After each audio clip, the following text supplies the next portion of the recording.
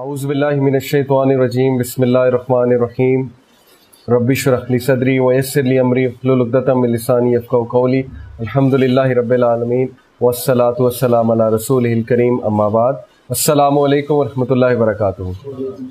जज़ाकल्लाह खैर for coming. So today इंशाल्लाह we will be discussing about सूरह कहफ। और सूरह कहफ मैंने इसलिए चूज़ की है क्योंकि ये हमें सॉल्यूशंस बताती है कि फितने के दौर में क्या करना चाहिए, स्पेशली 21st सेंचुरी के जो चैलेंजेस हैं मुसलमानों को जो लाहक हैं, उसके हवाले से हमें किस तरह रिएक्ट करना चाहिए, किस तरह एक्ट करना चाहिए। क्योंकि इस्लाम ऐसा हो नहीं सकता कि किसी बीमारी का इलाज ना बताए, तो हर बीमारी का इलाज कुरान में मौजूद है। अब ये सवाल उठता है कि दज्जाल कौन है, दज्जाल कब आएगा, दज्जाली फितना क्या चीज़ है, क़यामत कब आएगी, क़यामत के क्या साइंस होंगे। और उस दौर में जब हर चीज़ बहुत डिसेप्टिव होगी, जब हर बुराई जो है वो अच्छाई लग रही होगी, उस दौर में हमें क्या करना है और कैसे एक्ट करना है। तो सूरह कहफ की अहमियत उस हवाले से बहुत मुनफरिद अंदाज से वाज़ेह है हदीस में। मैं आपको कुछ हदीस सुनाता हूँ। एक हदीस के मुताबिक नबी सल्लल्लाहु अलैहि वसल्लम ने फरमाया कि जो शख्स सूरह कहफ की पहली 10 आया, एक हदीस में पहली 10 आया का जिक्र है, एक हदीस में आखिरी 10 आयात का जिक्र है, जो भी इन आयात को मेमोराइज करेगा, हिफ्ज करेगा, वो दज्जाल के फितने से इंशाल्लाह महफूज रहेगा। एक और हदीस के मुताबिक सूरह कहफ के बारे में ये आता है कि नबी सल्लल्लाहु अलैहि वसल्लम ने फरमाया कि जो शख्स भी जुम्मे के जुम्मे सूरह कहफ की तिलावत करेगा तो it will come out, it will shine as a light for him on the day of judgement. वो उस अंधेरे में, वो जो महशर, मैदान महशर में अंधेरा है, उस अंधेरे में वो उसके लिए टॉर्च लाइट बन के आएगी और उसको गाइड करेगी। सूरह कहफ जो जुम्मे के जुम्मे पढ़ता है, इससे ये भी साबित हुआ कि हर जुम्मे इसलिए भी कहा गया शायद पढ़ने को ताकि रीइंफोर्स होता रहे वो कॉन्सेप्ट्स क्या है, वही हमने पढ़ने हैं कि फितना दज्जाल से ये सूरह किस तरह बचाएगी इंसान को। और अगर इसको समझ लें तो इंसान फितनों के दौर में क्या करे वो चीज़ भी समझ लेगा। पहली डिस्कशन हम करेंगे इंशाल्लाह दज्जाल के हवाले से कि दज्जाल कौन है, दज्जाल कब आएगा, उसके एट्रीब्यूट्स क्या हैं। कुछ चीज़ें आपको बहुत वाज़ेह होनी चाहिए आपके सामने। सबसे पहले the meaning of the word दज्जाल। अगर आप दज्जाल का मीनिंग ही समझ लें तो आपको फितना दज्जाल बहुत अच्छे तरीके से समझ आ जाएगा। पहली चीज़, दज्जाल is derived from the root word दज्जला अल बईर। ये एक मुहावरा है अरबिक का, दज्जला अल बईर। इट एक्चुअली मीन्स कि ही, इसका मैं आपको मीनिंग बताता हूँ, ही कवर्ड द कैमल विद टार। दज्जला अल बईर का मतलब है ही कवर्ड द कैमल विद टार। टार समझते हैं आप लोग, लुक को कहते हैं। ओके, कैमल को लुक लगा के अगर हम कवर कर देंगे तो क्या होगा, वो कैमल नहीं लगेगा, यानी कैमोफ्लाज हो जाएगा या it's his appearance will change. तो यहाँ से आप दज्जालियत को समझें, यहाँ से आप दज्जाल को समझें। एक चीज़ होती है धोखा, एक चीज़ होती है डिसेप्शन। फ़र्क क्या है? धोखा बहुत वाज़ेह होता है, आपको पता लग जाता है अगला इंसान जो है हमें धोखा दे रहा है। डिसेप्शन क्या है कि आपको एंड तक पता नहीं लगता और आप उसके धोखे में आ चुके होते हैं, और फिर एंड में जाके आपको एहसास होता है कि इतने बड़े धोखे में मैं कितने अरसे तक रहा हूँ लेकिन मुझे बिल्कुल भी पता नहीं लगा। इसी कॉन्टेक्स्ट में अल्लाह सुब्हानहू व तआला ने दुनिया को भी क्या कहा है, वमल हयातुद दुनिया इल्ला मताउल गुरूर, कि बेशक जिंदगी, दुनिया की जो जिंदगी है, इट इज़ नथिंग बट धोखे का सामान है। इसी तरह दज्जाल जो है, just like a camel is covered with tar to hide it's identity, इसी तरह दज्जाल ने वो लबादा ओढ़ा होगा। किस चीज़ का लबादा? खुदा का, कि मैं खुदा हूँ, या मसीहा का लबादा ओढ़ा होगा। लोग को वो कहेगा कि मैं मसीहा हूँ। मसीहा वो होता है जो लीडर होता है, जो अच्छाई की तरफ बुलाता है, जो लीड करता है लोगों को, जिसकी तरफ लोग लुक अप टू करते हैं। लेकिन he is the false Messiah. असल मसीहा जो है वो ईसा अलैहिस्सलाम है और फॉल्स मसाया जो है वो दज्जाल है। तो इस वर्ड से हम बड़ा अच्छा समझ सकते हैं कि दज्जाल लोगों को डिसेप्शन में डालेगा, इतनी ज़्यादा डिसेप्शन में डालेगा कि इंसान को एहसास भी नहीं होगा कि मैं धोखे में हूँ, और यही दज्जालियत है असल में। दूसरा इसका रूट वर्ड है दजल। दजल का मतलब मैंने आपको जैसे पहले भी वाज़ेह किया था, इसका मतलब है डिसेप्शन, द ग्रेट डिसेप्शन, यानी इंसान धोखे में होगा और उसे पता भी नहीं लगेगा। तो ये है बेसिकली दज्जालियत। आप कुछ हदीस में गौर करते हैं। नबी सल्लल्लाहु अलैहि वसल्लम ने फरमाया कि आदम अलैहिस्सलाम की पैदाइश से लेकर قیامت تک کوئی فتنہ اتنا بڑا نہیں یا کوئی کریشن اتنی بڑی نہیں. ایک حدیث میں کریشن کا ذکر ہے کہ کوئی کریشن اتنی بڑی نہیں جتنی دجال کی کریشن ہے, اور کریشن سے مراد فتنہ ہی ہے. اب what is the meaning of the word فتنہ؟ کوئی کسی کو پتا ہے فتنہ کا کیا مطلب ہے؟ اللہ نے کہا تمہاری مال اور اولاد اور بیویوں میں تمہارے دشمن بھی ہیں, اور ایک اور آیت میں کہا کہ فتنہ بھی ہے تمہاری مال اور اولاد, آزمائش. ایگزیکٹلی فتنہ کوئی نیگیٹو ورڈ نہیں ہے, فتنہ کا مطلب ہے آزمائش. اگر نبی صلی اللہ علیہ وسلم نے حدیث میں یہ کہا کہ the world is sweet and green, اور بنی اسرائیل کو تباہ کرنے والی جو مخلوق تھی وہ عورت کی ذات تھی کیونکہ ان کے لیے فتنہ بن گئی تھی, اس کا یہ مطلب نہیں ہے کہ عورتوں کو ڈیگریڈ کیا جا رہا ہے, بلکہ فتنہ کا مطلب ہے آزمائش. عورتیں ان کے لیے آزمائش بن گئی تھی.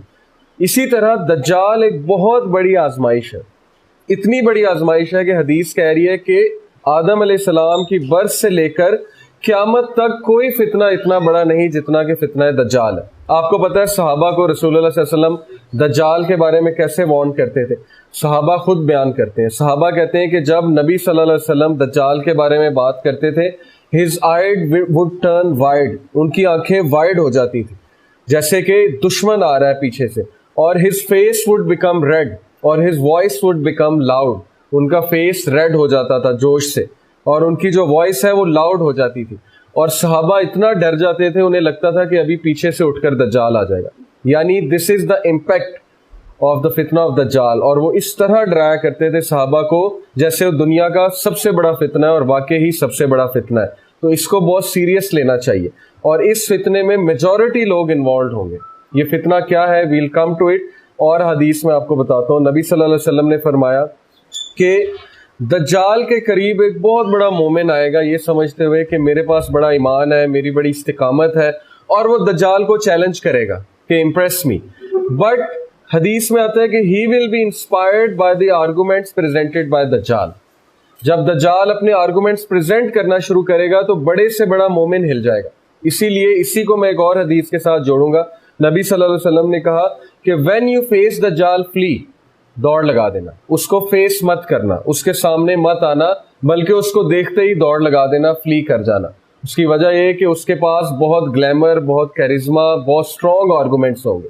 اس کے پاس پتہ نہیں کیا سائنس ہوگی, کیا ٹیکنالوجی ہوگی, کیا میریکلز ہوں گے. کچھ حدیث میں واضح ہیں بہت, آپ دیکھ لیں. مثال کے طور پہ ایک حدیث میں آتا ہے, صحیح مسلم کی حدیث ہے کہ نبی صلی اللہ علیہ وسلم نے فرمایا کہ دجال will have something with him like paradise and something like hellfire, but his paradise will be hellfire, so I warn you against him. اس کی جو جنت ہے وہ اصل میں دوزخ ہے. جنت اور دوزخ سے کیا مراد ہے؟ دیکھیں, جنت میں جنات النعیم, اللہ نے جنت کو ایک نعمت بھی کہا ہے, اللہ نے جنت کو ایک ریسٹ کی جگہ بھی کہا ہے, اللہ نے جنت کو ایک ایسی جگہ کہا ہے جہاں کوئی رسپانسبلٹی نہیں ہوگی, ٹھیک ہے, انسان پہ, بلکہ انسان جو ہے وہاں پہ ایک بہت خوبصورت زندگی گزارے گا. اب دجال کی جنت بھی کچھ اسی طرح کی ہے کہ اس میں بہت آسائشیں ہیں, اس میں کمفرٹ زون بہت زیادہ ہے, اس میں ڈیزائرز کو جلدی پورا کرنے کی آسائشیں جو ہے وہ میسر ہے, انسٹنٹ گریٹیفیکیشن بہت ہے. جیسے ویسٹرن سویلائزیشن کو, یہ میرا پرسنل ایک ویو ہے کہ ویسٹرن سویلائزیشن کو میں دجال کی جنت سمجھتا ہوں. اس کی وجہ یہ ہے کہ Islam calls for sacrifice, Islam calls for disciplining desires, but western civilisation calls for instant gratification of desire. اسی لیے ہماری جو یوتھ ہے وہ ان سے بڑی انسپائرڈ ہے, کیونکہ وہ ڈیزائرز کی بہت بات کرتے ہیں. ہر ڈیزائر انہوں نے پوری کرنے کے لیے وہ چیز ریڈی رکھی ہوئی ہے. ہر چیز اوپن ہے, شراب خانے اوپن ہے, کیسینو اوپن ہے, اسٹرپ کلبز اوپن ہے, ایوری تھنگ از اوپن. تو انسان کو وہ چیز بہت اٹریکٹ کرتی ہے. اور ویسٹ سیکریفائس کی بات نہیں کرتا, ویسٹ جو ہے وہ نیبرز کا خیال رکھنے کی اتنی بات نہیں کرتا. اسلام میں تو بہت سی ذمہ داریاں ہیں, اسلام تو انسان پہ بہت سی ذمہ داریاں ڈالتا ہے, تو اس لیے ہم لوگ ان چیزوں سے بھاگتے ہیں. تو میں اس کی جنت کو سمجھتا ہوں. اب آپ دیکھ لیں, بندہ نیو یارک چلا جائے, وہاں پہ دنگ رہ جاتا ہے لائٹس کو دیکھ کے, بلڈنگز کو دیکھ کے. دبئی چلا جائے, کسی 7 اسٹار ہوٹل میں چلا جائے تو گم ہو جاتا ہے. انسان سمجھتا ہے یہی زندگی ہے, میں پتہ نہیں کہاں رہ رہا تھا, اصل میں تو یہ لائف ہے, لائف ایسی ہونی چاہیے. پھر اتنی ڈسٹریکشنز ہوں گی اس کی ایج میں, اتنی ڈسٹریکشنز کہ عام آدمی کے پاس سوچنے کا بھی ٹائم نہیں ہوگا. اور آج بالکل ایسے ہے. میرے دوست نے اپنے ایک چائنیز کولیگ سے پوچھا, وہ چائنا میں تھا, اس نے کہا کہ کبھی تم نے نہیں سوچا کہ سورج کس نے بنایا؟ صرف اتنا سا کویسچن پوچھا تو وہ ہنسنے لگ گیا. اس نے کہا کہ آپ کے پاس اتنا ٹائم ہے کہ آپ یہ باتیں سوچیں کہ سورج کس نے بنایا, چاند کس نے بنایا. ہمارے پاس تو ٹائم ہی نہیں ہے. یہی بات ہے, دجالی سویلائزیشن میں اتنی ڈسٹریکشنز ہوں گی, انسان اتنا کھپ جائے گا ڈیزائرز کے معاملے میں کہ انسان کو آخرت بالکل بھول جائے گی, یعنی اس پہ پردہ حائل ہو جائے گا اور اس کو پتہ بھی نہیں لگے گا کہ وہ بھول رہا ہے. اصل بات یہ ہے جیسے کیمل کو ٹین کر دیا جائے, اس پہ وہ جو لک ڈال دی جائے, پتہ بھی نہیں لگے گا یہ کیمل ہے, اینڈ میں جا کے آپ کو کوئی بتائے گا تو آپ کو پتہ لگے گا. اسی طرح انسان کو محسوس بھی نہیں ہوگا کہ کس طرح سے وہ دجال کے چنگل میں پھنستا جا رہا ہے, اور اینڈ میں بہت بڑی تباہی ہو جائے گی, بہت بڑا لاس ہو جائے گا, یعنی کہ انسان دنیا سے بھی جائے گا اور آخرت سے بھی جائے گا, اور یہ ایویڈنٹ لاس ہے. تو اس کی جو جنت ہے اس کی بہت سے ویوز ہیں, لیکن میں یہ سمجھتا ہوں کہ اس وقت آپ ویسٹ کی طرف دیکھیں تو واقعی وہ اس کی جنت محسوس ہوتی ہے, کیونکہ وہاں گلیمر بھی ہے, وہاں مٹیریلزم بھی بہت زیادہ ہے, وہاں پہ یولو جو لائف سٹائل ایک ہے, you only live once, YOLO, اور یہ ہمیں بہت پسند ہے. ہماری ایڈورٹیزمنٹس بھی یہی لائف سٹائل دکھاتی ہیں. کوکا کولا کہتی ہے کھا لے پی لے جی لے, اور اسپرائٹ کہتا ہے من کی مان, اور ڈیو کہتا ہے کہ ڈیو نہ کیا تو پھر کیا جیا. یعنی ہر چیز میں وہ ایڈونچر ڈال رہے ہیں, ہر چیز میں وہ دنیا داری ڈال رہے ہیں, ہر چیز میں وہ ڈیزائرز کو ڈال رہے ہیں. تو یہ اس کی جنت ہے بیسیکلی. بٹ پروفٹ صلی اللہ علیہ وسلم نے کہا کہ his heaven will be, his paradise will be actually hell fire. ایک مومن جو ہے اس کو وہ کہے گا کہ دوزخ میں جاؤ, اور وہ دوزخ میں چھلانگ لگا دے گا, لیکن اصل میں وہ جنت میں چلا جائے گا. نقصان تو اپنا وہ کروا لے گا, لیکن یہ عارضی نقصان ہے. وہ مومن جو نقصان کروائے گا اصل میں وہ جنت میں چلا جائے گا. اسی طرح ایک شخص کو دجال چیر دے گا بیچ میں سے, اور اس کے بعد زندہ بھی کر دے گا. آپ کو پتا ہے کہ اس وقت لیٹلی میں نے ایک آرٹیکل پڑھا کہ انہوں نے 200 سال پرانے ایک شخص کا ڈی این اے لیا اس کے آف اسپرنگ سے, اور using that D N A they recreated his brain, his consciousness, اس کی کانشیسنیس وہ واپس لے آئے کمپیوٹر پروگرام پہ, اور اس بندے سے وہ بات بھی کر رہے ہیں, وہ بندہ جواب بھی دے رہا ہے ایز اے کمپیوٹر پروگرام, کیونکہ اس کی وہی کانشیسنیس ہے, کیونکہ ڈی این اے وہی ہے جو اس کے آف اسپرنگ میں تھا, وہی اس کا ڈی این اے تھا. تو سائنس تو پتہ نہیں کہاں جا رہی ہے, اور یہ ہمارے لیے ایک بہت بڑا امتحان ہے. دجالیت ہے یہ, کیونکہ نبی صلی اللہ علیہ وسلم نے دیکھے کیا کہا, انہوں نے کہا کہ دجال سب سے پہلے آ کے کہے گا وہ عیسیٰ ہے, مسیحا ہے, اس کے بعد وہ کلیم کرے گا آئی ایم گاڈ. اب گاڈ کے کیا ایٹریبیوٹس ہیں؟ اللہ زندگی دیتا ہے, موت دیتا ہے. دجال کے پاس یہ ایٹریبیوٹ ہوگا, وہ زندگی بھی دے دے گا, وہ موت بھی دے دے گا. یہ کلیئرلی مینشنڈ ہے حدیث میں. آج سائنس جتنا ترقی کرتی جا رہی ہے, ہم دجالیت کی طرف قدم بڑھا رہے ہیں, اور ہمارا ٹیسٹ ہوگا, سویئر ٹیسٹ ہوگا, کیونکہ science is playing God. Science وہ چیزیں کر رہی ہیں جو اللہ سبحانہ و تعالیٰ کے کام ہے. مثال کے طور پہ آرٹیفیشل ویدر جو ہے کریٹ کرنا اللہ کا کام ہے, لیکن سائنس آج اس سے کھیل رہی ہے. ٹورنیڈوز کریٹ کرنا, ہریکین, سونامی لانا, زلزلے لانا, یہ سب کچھ اب ہو رہا ہے, اور یہ بڑا سیکرٹلی ہو رہا ہے, سیکرٹ فیسلٹیز میں.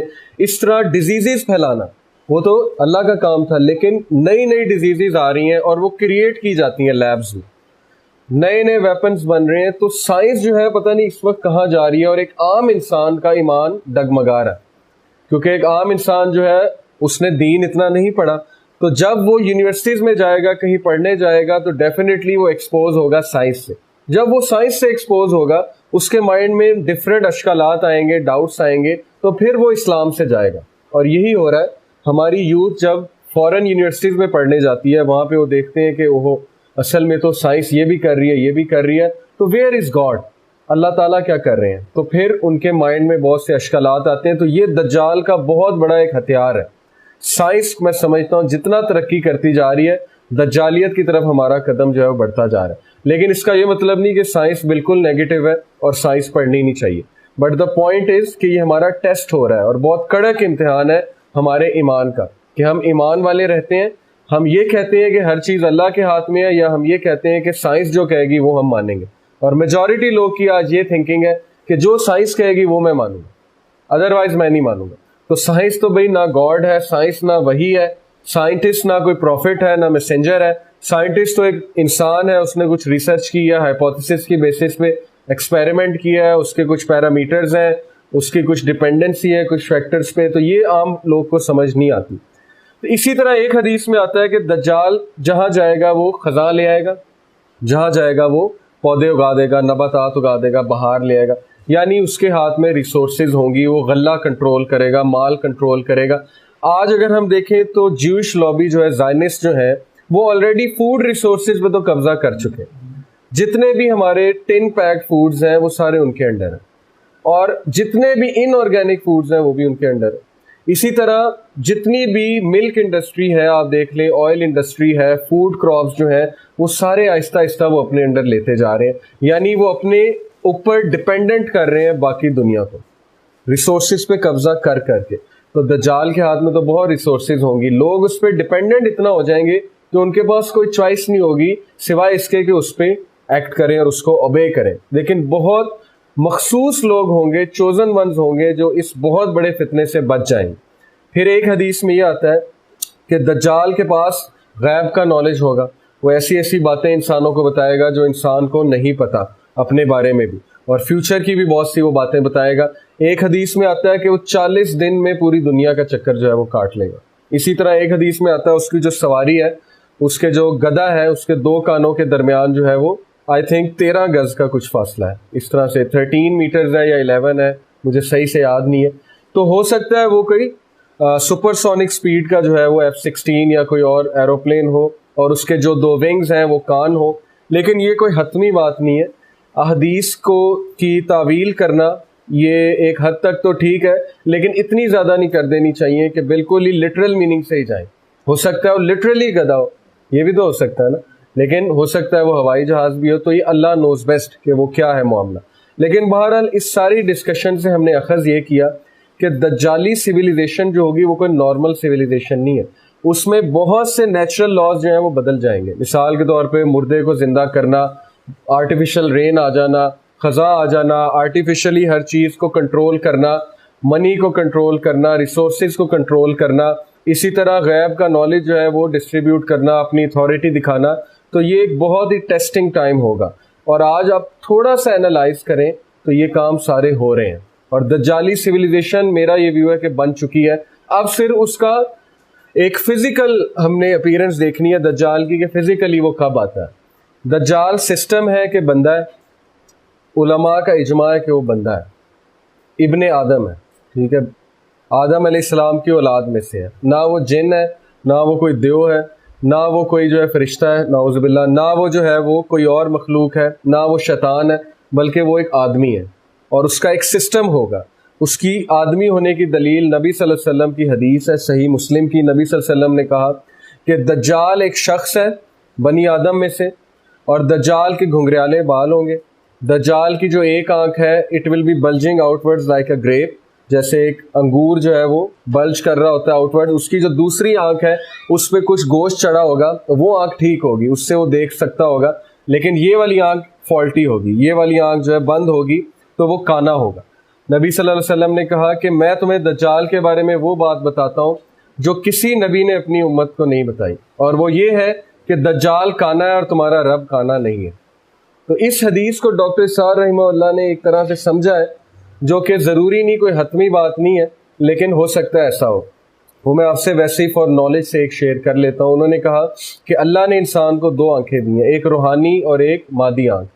ایک سے مٹیریلزم دیکھے گا, ایک سے اسپرچویلٹی دیکھے گا. جب بھی کوئی ایک آنکھ بند ہو جائے گی تو ایکسٹریم ہو جائے گی. جب مٹیریل آئی بند ہے, صرف اسپرچول آئی اوپن ہے, تو وہ رہبانیت ہے, اور رہبانیت اسلام میں منع ہے. اور جب مٹیریل آئی کھلی ہے, اسپرچول آئی بند ہے, تو پھر وہ ایکسٹریمزم ہے, اور وہ پھر انسان کو دنیا دار بنا دیتا ہے. اور اس کے بارے میں قرآن نے بہت اسٹرکٹ وارننگ دی ہے, الہاکم التکاثر حتی زرتم المقابر, کہ مال جمع کرنے میں انہوں نے اپنے آپ کو اتنا ضائع کر دیا حتیٰ کہ یہ کمپٹیشن میں لگ لگ کے قبر تک پہنچ گئے, اور پھر ان کے پلے کچھ بھی نہیں. تو وہ پھر اس کو بہت کنڈیم کیا گیا ہے, ایکسٹریم آف مٹیریلزم کو. تو ویسٹرن سویلائزیشن جو ہے وہ قائم ہی مٹیریلزم پہ ہوئی. روحانیت ان کا پلر ہے ہی نہیں. کوئی بھی چیز روحانیت کے مطابق ڈیسائیڈ وہاں نہیں ہوتی. وہاں کبھی یہ اسپیکٹ نہیں ڈسکس ہوگا پارلیمنٹ میں کہ مثال کے طور پہ اس کنٹری پہ اٹیک کرنا ہے تو ہیومینٹی پہ کیا افیکٹ ہوگا, کیونکہ یہ روحانیت کی ڈسکشن ہے, یہ سوشل ایشوز ہیں, اس کا ان سے کوئی تعلق نہیں ہے. لیکن اسلامک سویلائزیشن میں توحید اور روحانیت سب سے پہلے آتی ہے. تو ثابت یہ ہوا کہ دجال کی جو سویلائزیشن ہوگی وہ ایکسٹریملی مٹیریلسٹک ہوگی, اور اس میں لوگ مٹیریلزم کو ورشپ کرنے لگیں گے. اور شاید یہی اس حدیث کا مطلب ہے کہ دجال کو لوگ ورشپ کریں گے لٹرلی بیکاز آف مٹیریلزم, کیونکہ وہ دینار کے بندے ہیں اور وہ مال کے بندے ہیں وہ لوگ۔ پھر یہ بھی ثابت ہوا کہ دجال کی جو ایج ہوگی اس میں لوگ ڈسٹریکٹڈ ہوں گے بہت زیادہ اور ڈپینڈنٹ ہوں گے ان چیزوں پہ جو دجال کے ہاتھ میں ہوگی۔ پھر ایک اور حدیث میں آتا ہے، نبی صلی اللہ علیہ وسلم نے دجال کے ایٹریبیوٹس کے حوالے سے بتایا، وہ ہے تمیم الداری کی حدیث، کہ میں نے آپ کو اس کی فزیکل اپیرنس بتا دیا ہے، وہ انسان ہوگا، مین ہوگا، بنی آدم میں سے ہوگا۔ تو حدیث یہ کہ تمیم الداری ایک صحابی تھے، وہ کرسچن تھے، وہ ایک جزیرے میں گم گئے بحری سفر کی وجہ سے۔ وہ جزیرہ کہاں ہے واللہ عالم، ہو سکتا ہے کہ وہ اسرائیل کے قریب کوئی جزیرہ ہو، اسرائیل کے قریب کوئی جزیرہ ہو۔ تو وہاں پہ وہ جب گمے تو ایک جانور تھا جو سارے کے سارا اوپر سے لے کے نیچے تک بالوں سے لدا ہوا تھا، دسا، اور اس جانور نے اسے کہا کہ آپ کو میرے آقا بلا رہے ہیں فلانی جگہ۔ وہ جب وہاں پہ گئے تو وہاں پہ انہوں نے ایک دیو قامت شخص دیکھا جو زنجیروں میں جو ہے بندھا ہوا تھا، اور اس شخص نے ان سے 3 سوال پوچھے۔ Trees of Beisan, garden of Beisan کا پوچھا کہ وہ ابھی تک بیئر کر رہا ہے ٹریز کو، فروٹس کو، کہ نہیں؟ انہوں نے کہا کر رہا ہے۔ انہوں نے کہا جب وہ ڈرائی ہوگا تو پھر میرا انتظار کرنا۔ پھر پوچھا سی آف گیلیلی ڈرائی کر گیا؟ انہوں نے کہا نہیں۔ انہوں نے کہا جب وہ ڈرائی کرے گا تو میں ظاہر ہوں گا۔ تیسرا غالباً یہ تھا کہ کیا کوئی شخص آیا ہے جو کہتا ہے کہ میں نبی ہوں عربز میں سے؟ تو انہوں نے کہا بالکل آیا۔ انہوں نے کہا کہ عربز کی ہلاکت نہیں ہوگی، عربز کی بہتری ہے اگر اس شخص کو مان لیں سچا نبی۔ تو تمیم الداری نے یہ تینوں سوال آ کے رسول اللہ کو بتائے، تو رسول اللہ صلی اللہ علیہ وسلم نے کنفرمیشن کی کہ انہوں نے دجال سے ملاقات کی تھی، اور پھر انہوں نے کہا کہ ہے وہ جھوٹا لیکن ہی اسپوک دا ٹروتھ، ادھر کہ اگر تم لوگ میری فالوئنگ کرو گے تو بہتری ہوگی۔ تو یہ بھی حدیث سے واضح ہوتا ہے کہ وہ شخص تھا، شخص ہے، اور وہ ایک جگہ قید ہے، اور یہ اللہ کی حکمت ہے کہ اللہ نے اسے وہاں نظروں سے اوجھل رکھا ہوا ہے، اور وہ ایک دم ظاہر ہوگا، اور جب وہ ظاہر ہوگا تو پھر اس کا فتنہ برپا ہوگا دنیا پہ، اور میجورٹی لوگ 90% لوگ تقریباً اس کو فالو کریں گے۔ اب اس کی فتنے سے محفوظ ہونے کے حوالے سے بہت سی چیزیں ہیں۔ فار ایگزامپل نماز میں، ہر نماز میں درود شریف کے بعد ایک دعا سکھائی گئی ہے صحیح بخاری میں، اور آلموسٹ وہ دعا فرض ہے ہم پہ پڑھنا۔ ویسے نبی صلی اللہ علیہ وسلم نے فرض نہیں قرار دی، لیکن علماء کا اجماع ہے کہ جس امپیکٹ سے نبی صلی اللہ علیہ وسلم نے ایڈوائز کیا ہے اس دعا کا پڑھنے کا، وہ آلموسٹ فرض ہے۔ وہ ہے اللہم انی اعوذ بک من عذاب جہنم ومن عذاب القبر ومن فتنۃ المحیا والممات من شر فتنۃ المسیح الدجال۔ اس میں ہم نے 4 چیزوں سے پناہ مانگی ہے۔ ہم نے جہنم سے پناہ مانگی ہے، عذاب قبر سے پناہ مانگی ہے، ہم نے جو ہے وہ فتنۃ المحیا والممات یعنی زندگی اور موت کے فتنے سے۔ زندگی کا فتنہ یہ ہے کہ مال و دولت اور اولاد، یہ ساری چیزیں جو ٹرائل میں۔ موت کا فتنہ یہ ہے کہ شیطان انسان کے پاس موت کے وقت آتا ہے، ایک آخری ٹرائی کرتا ہے اور کہتا ہے مجھے سجدہ کر لو یا مجھے شرک کر لو۔ یہ موت کا ٹرائل ہے، اور ہر انسان کے پاس وہ آتا ہے آخری ٹرائی کرنے کہ کہیں یہ شرک کر لے تاکہ ایٹ لیسٹ میرا مشن پورا ہو جائے۔